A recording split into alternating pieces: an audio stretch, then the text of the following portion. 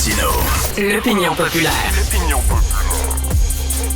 Alors, tous les enseignants sont pour la grève, non? Eh bien non. Il y a certains enseignants qui critiquent les syndicats. Ils se font très discrets, mais il y en a une qui va parler maintenant à visage découvert. Madame Nanda Perdomo, elle est enseignante. Elle habite au Québec depuis plus de 10 ans et elle critique les syndicats. Elle est avec nous. Bonjour, Madame Nanda Perdomo. Bonjour. Et au Québec, j'habite depuis 2009. Ça fait plus que 10 ans et 10 ans à Montréal. OK, j'habitais avant à Gatineau. À Montréal, avant j'habitais à Gatineau, avant au Nouveau-Brunswick et avant aux plusieurs pays d'Europe. Et vous critiquez les syndicats en disant qu'ils parlent trop d'argent, selon vous. Trop. Oui, je trouve ça cynique, je trouve qu'ils ont perdu l'essence parce que un syndicat, c'est une lutte sociale. Et je ne vois aucune lutte sociale chez les syndicats. Les enfants sont pris en otage. Je sais que ça va m'écouter un gros problème, que je sois peut-être jamais employée du ministère de l'Éducation, parce que le syndicat pour ça, est vraiment fort. Ils ont créé une pénurie. Les enfants, ils parlent tout le temps d'argent, mais ils parlent pas de la qualité de l'éducation. Et la qualité de l'éducation est pourrie à chaque fois. Le décrochage scolaire est en train d'inonder depuis plusieurs années les systèmes. Il y a pas d'autocritique. Ils parlent que de l'argent. C'est sûr qu'on doit gagner la vie bien, mais pourquoi parler seulement de l'argent quand les enfants sont au milieu? Et vous dites, si la qualité de l'éducation baisse au Québec, c'est entre autres à cause des syndicats de professeurs? Oui, bien sûr, bien sûr. Pour recevoir des gens qui étudient à l'extérieur du Québec ou du Canada, ils parlent jamais d'autant de pépins qu'ils nous mettent. On est bien préparé. Moi, je me crois bien préparé. J'ai travaillé au Nouveau-Brunswick dans le système scolaire. J'ai dû pas attendre autant de temps ici. Pendant des années, j'écrivais une thèse du doctorat en Europe. Pourquoi je travaille pas au système scolaire ici? Depuis des années, ils parlent de pénurie. Mais quelle pénurie? S'il y a plein de gens qui envoient son CV, mais qui étudient à l'extérieur du Québec, ou des Québécois des souches qui sont à la retraite et qui veulent aider maintenant à pallier la pénurie des professeurs, et ils sont pas appelés parce que les commissions scolaires, ou comme maintenant s'appellent les centres scolaires, ils mettent leurs propres normes. Ils font ce qu'ils veulent, ils écoutent pas les ministres. Les enfants sont gardés par les concierges. Mais ça, c'est les commissions, c'est les centres de services, c'est pas nécessairement les professeurs qui mettent le bâton dans les roues là, des gens qui veulent devenir professeurs. Ouais. Ce sont pas les syndicats, c'est les centres de services là, qui font ça, vous dites. Là. Non, c'est tout ensemble. Commission scolaire, les syndicats. Pourquoi ils voient pas les résultats? Est-ce qu'ils sont aveugles, les commissions scolaires ou centres de services scolaires, comme ils s'appellent maintenant, et les syndicats? Pourquoi ils voient pas les problèmes? C'est énorme les problèmes. Décrochage scolaire, violence à l'école, pourri niveau académique. J'ai travaillé jusqu'à octobre dans une école post-secondaire. J'avais des élèves de 18 ans et mes élèves pouvaient pas placer Montréal sur une carte. Ils connaissaient même pas où était leur quartier, si c'était nord, sud, est ou ouest par rapport au fleuve Saint-Laurent.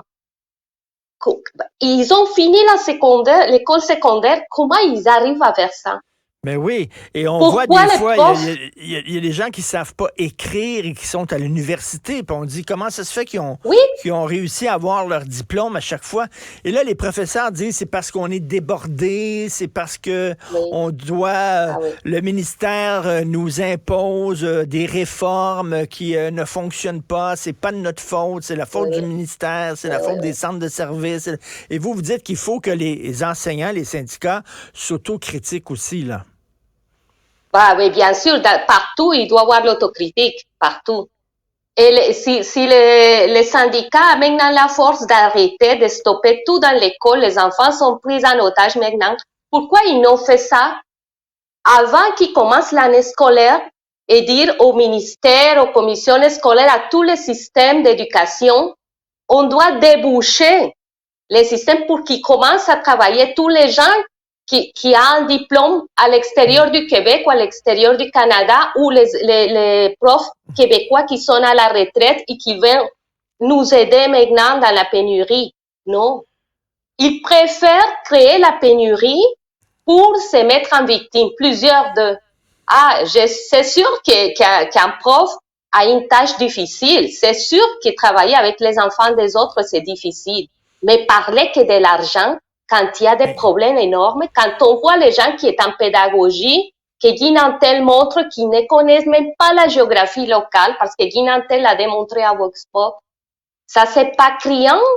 Oui. Et ils disent on veut que le ratio professeur-élève soit moins élevé, c'est-à-dire moins d'élèves en classe. Les classes, il y a trop d'élèves. Oui. Mais là, Sonia Lebel, elle dit je veux bien, mais je peux pas parce qu'il manque de profs. Il manque de profs. Je ne peux pas baisser le nombre d'élèves par classe parce qu'il manque de professeurs. C'est un des gros problèmes. Et vous dites, ben, s'il manque de professeurs, c'est à cause des syndicats, entre autres, ce que vous dites. À cause des syndicats et à cause de l'administration. C'est entre les deux qu'ils ne veulent rien faire. S'ils voudraient bien faire les choses, il y a des gens comme moi, très bien préparés, qui ont travaillé au Nouveau-Brunswick. Le ministère d'éducation au Nouveau-Brunswick m'a donné un certificat de français supérieur en écriture et à l'oral. J'écrivais une thèse du doctorat en philosophie politique en France. J'étais prof de militaire à la base de Gagetown en français. Pourquoi je peux pas travailler ici? J'ai toutes les équivalences, tout ça.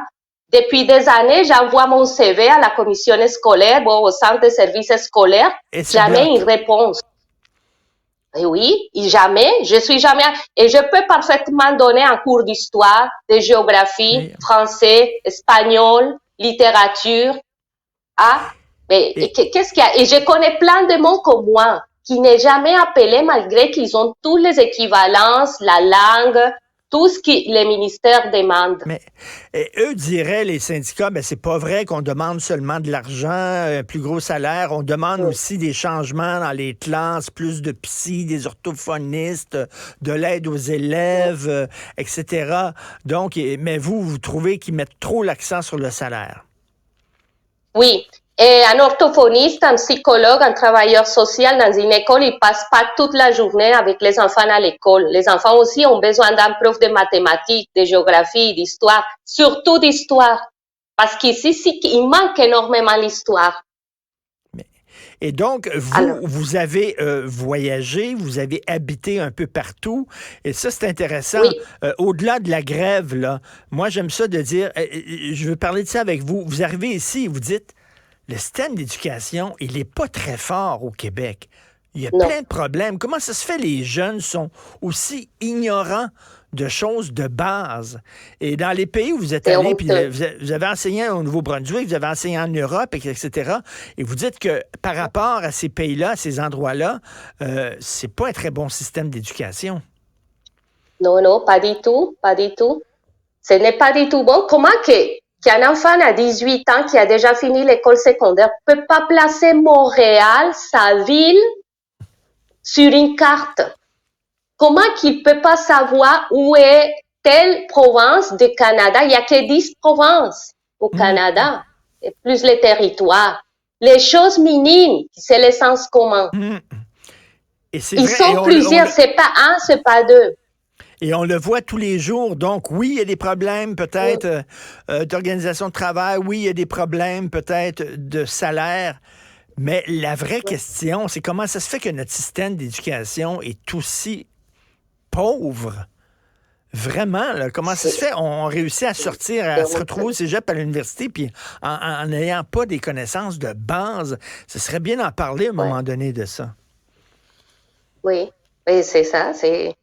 C'est honteux ce qu'ils font parce que les enfants maintenant sont pris en otage. On voit qu'il y a autant de décrochages scolaires, autant de problèmes. Pourquoi ils vont les stopper l'école maintenant? Pourquoi ils ne trouvent pas un autre moyen de demander au gouvernement leurs droits sur les salaires? Bon, tout ça, mettons, c'est normal. Mais laisser les enfants à la maison avec une école qui est de très mauvais niveau. Comment on fait ça? Est-ce que la lutte sociale, les syndicats, c'est une lutte sociale. Ils ont perdu l'essence, comme beaucoup de syndicats, ils ont perdu l'essence. Et ils sont devenus corporatistes. Comme beaucoup de mots. Ils sont devenus corporatistes, oui. Ils ont tombé la lutte sociale, ils sont devenus plus corporatistes selon vous, puis ils protègent maintenant leurs droits à eux autres. Merci beaucoup et bonne chance, Mme Nanda Perdemont. J'espère que vous allez pouvoir trouver une job d'enseignante. Merci, bonne journée. Après cette entrevue, je ne crois pas. En plus, une chose, Richard, j'ai milité fortement pour la laïcité. Et je sais très bien que c'est une chose qui a beaucoup choqué à quelques personnes de l'administration de la commission scolaire ou le service de centre de services, comme ça s'appelle maintenant. Donc, ça, c'est une chose aussi qui empêche que je travaille. Parce qu'en tant qu'immigré, les gens veulent toujours faire passer que les immigrés, on est tous dans la religion. Non, on a des immigrés qu'on est athées et comme Léna nous disait, ils connaissent la liberté. Et qu'on est des livres pensants. Il y en a beaucoup d'immigrants pour la laïcité. Malheureusement, on en parle très peu. Merci beaucoup, Mme Nanda. Merci, Mme Nanda Perdemont. Bonjour.